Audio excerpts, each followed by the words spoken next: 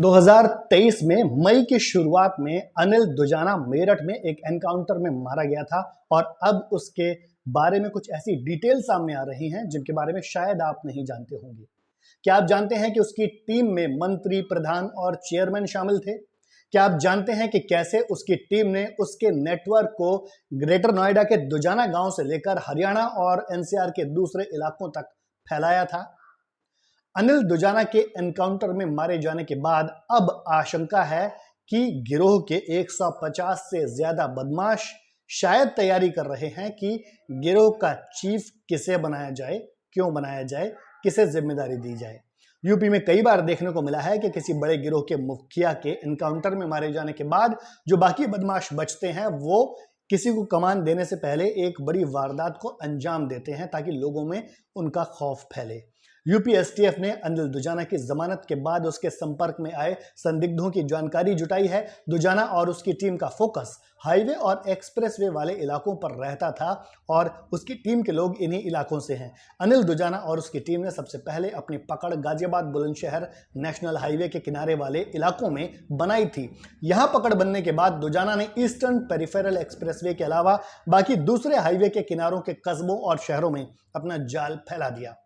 दुजाना अलग अलग इलाकों में अपनी टीम के मंत्रियों, प्रधानों और चेयरमैनों को जिम्मेदारी देता था और उनसे बराबर का हिस्सा लेता था। इसके बदले जरूरत पड़ने पर अपने गिरोह के बाकी सदस्यों को वो मंत्रियों, प्रधानों और चेयरमैनों की मदद करने के लिए भी भेजा करता था। जेल से जमानत पर आने के बाद और अपने एनकाउंटर से पहले अनिल दुजाना ने सभी मंत्रियों, प्रधानों और चेयरमैनों से संपर्क करके हिसाब लिया था।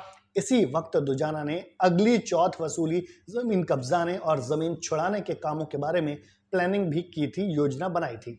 आप सोच रहे होंगे कि दुजाना की टीम में शामिल ये मंत्री, प्रधान और चेयरमैन कौन थे?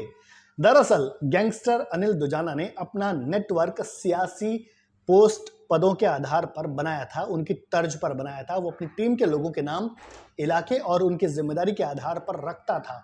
दुजाना अपने लोगों को कस्बे या शहर के हिसाब से इलाका बांटता था जहां से बदमाशों को रंगदारी और चौथ वसूली करनी होती थी और उसी के हिसाब से उनका नाम मंत्री, प्रधान या चेयरमैन रखा जाता था।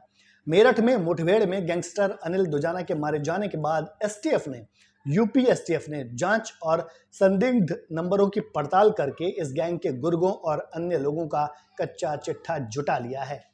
अनिल दुजाना के दिल्ली जेल से छूटने के 25 दिन बाद तक कई लोग किसी न किसी तरह से उसके संपर्क में आए थे और इसी के मामले में जब यूपी पुलिस ने जांच की है तो उसे इस तरह की जानकारियां मिली हैं।